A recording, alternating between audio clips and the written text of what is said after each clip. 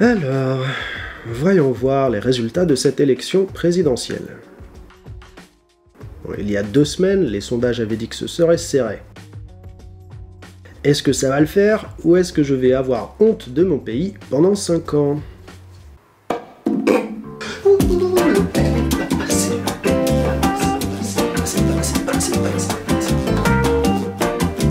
Ouais, sauf que c'est la 2e fois de suite que l'extrême droite passe au second tour, et que c'est leur meilleur score, et que beaucoup de Français ont encore fait barrage au lieu de voter pour leur candidat. En plus, l'abstention crève le plafond, et c'est le dernier mandat de Macron. Il sera pas là la prochaine fois pour faire face à l'extrême droite. Bref, ça s'annonce pas terrible pour la suite. Ah mince, mon café est froid maintenant. Ah mais vous êtes là? Ah pardon, je vous avais pas vu. Bon bah c'est parti, on commente les résultats du second tour de l'élection présidentielle de 2022. Emmanuel Macron réélu 58%, Marine Le Pen 42%. Ça y est, l'élection présidentielle est terminée, nous savons donc qui est le président de la République pour les 5 prochaines années, et ce sera Emmanuel Macron pour son 2e et dernier mandat. Dans cette vidéo, nous allons revenir plus en détail sur les résultats de ce second tour, nous allons parler des raisons de ce résultat, et aussi nous allons voir ce qu'il va se passer par la suite à court terme. Mais avant ça, prenez quelques secondes pour vous abonner à la chaîne si ce n'est pas fait. Aujourd'hui, on parle plutôt politique, mais d'habitude, c'est une chaîne plus sur la langue et la culture française en général. Donc, les résultats. La tendance des sondages qui voyaient l'écart s'agrandir entre Emmanuel Macron et Marine Le Pen pendant l'entre-deux tours s'est vue justifiée puisque le résultat final est de 58,6% pour Macron et 41,4% pour Marine Le Pen.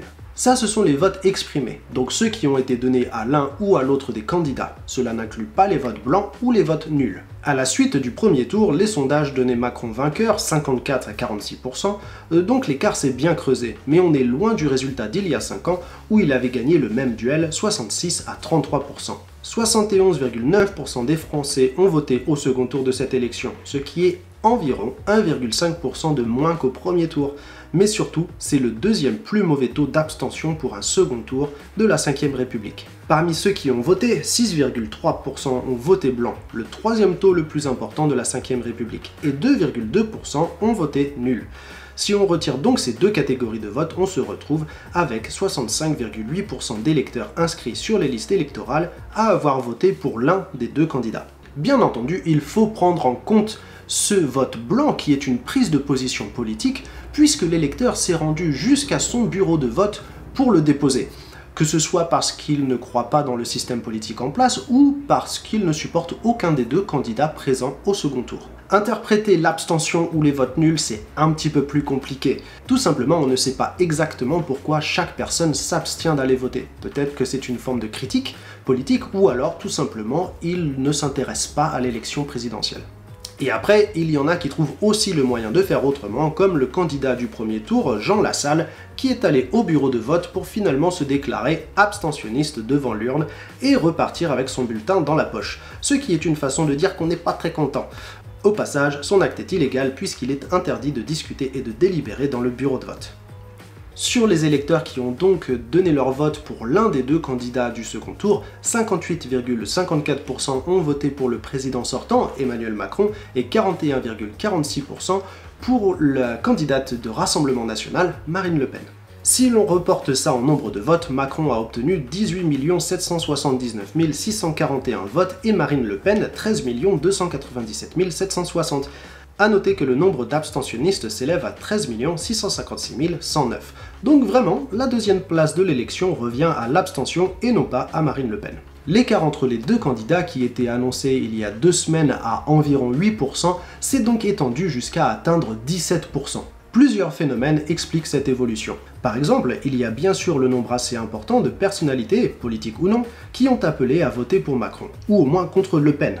Ensuite, il y a aussi le fait que les gens se sont penchés un peu plus fortement sur le programme de Marine Le Pen. Au début, quand il y a 12 candidats, on a plutôt tendance à survoler les programmes, on n'a pas le temps d'aller dans chaque détail. Par contre, une fois qu'il ne reste plus que 2 candidats, c'est vrai qu'il est plus facile de passer du temps sur le programme de chacun. Et disons que le programme de Marine Le Pen était quand même plus facile à contester. En gros, il y avait des promesses intenables et des projets assez incohérents au niveau économique. Ce manque de cohérence a d'ailleurs été l'un des points utilisés par Macron lors du débat du 20 avril, l'un des moments qui a aussi rapporté le plus de points au président sortant.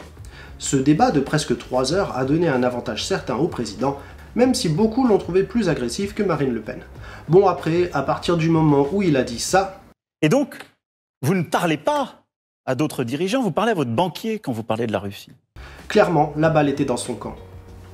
Macron, c'est pas toujours le meilleur dans ses discours à la foule, par contre, pour l'avoir en face à face, faut se lever de bonne heure. Au cours de ce débat, les deux candidats ont adopté une stratégie assez surprenante en cherchant surtout à consolider leur base et non pas à séduire les électeurs d'autres partis, comme les électeurs de Mélenchon par exemple. Pour Macron, qui avait la base électorale la plus forte, clairement ce ne fut pas un drame. Par contre, pour Marine Le Pen qui avait besoin de gagner plus de voix, clairement cela aurait pu changer les choses.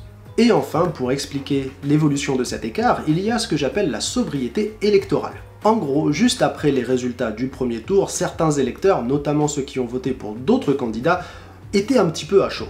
« Oh non mais c'est pas possible, c'est encore ces deux-là, regarde, pff. Non mais tu sais quoi, moi j'irai pas voter la prochaine fois. Ou alors blanc, ou même Le Pen, tiens d'ailleurs. Non parce que vraiment, y en a marre, hein. » Mais bon, au cours des 2 semaines suivantes, ces gens se sont calmés, ont repris leur esprit, se sont souvenus de leurs valeurs, donc même si ça leur a pas fait plaisir, ils ont voté contre Marine Le Pen. C'est clair que ça laisse un goût assez amer dans la bouche, et ça se comprend. Donc forcément, les sondages ont bien évolué au cours de ces 2 semaines. Et maintenant que les résultats sont tombés, que va-t-il se passer? Normalement, suite à l'élection, 1 ou 2 semaines plus tard, il y a la cérémonie d'investiture du président de la République. Cela dure une journée, il y a des parades, des hommages, des honneurs militaires, etc. À un moment donné, le nouveau président est accueilli au palais de l'Élysée par le président sortant et les deux hommes se rendent à l'intérieur pour la passation de pouvoir. Un entretien d'1 heure ou 2, pendant laquelle le président sortant refile les dossiers importants, donne les codes d'accès à l'armement nucléaire, quelques conseils et j'imagine qu'il s'envoie aussi quelques bonnes vannes. Bien entendu, cette fois ce sera différent puisque le président reste le même. T'imagines toi sinon? Bon bien voilà Manu, je te remets les clés de l'Élysée. Ah, merci beaucoup Manu, bonnes vacances. Il y aura quand même des discours et des honneurs, mais ça n'aura pas la même allure que les 3 dernières fois. Généralement, le lendemain de l'investiture, le président nomme son Premier ministre, sachant que le Premier ministre actuel, Jean Castex, a déjà annoncé présenter sa démission quand les résultats du second tour tomberaient, ce qui correspond à une certaine forme de tradition. Cela ne veut pas dire que le nouveau président accepte cette démission, il peut tout à fait choisir de garder son Premier ministre.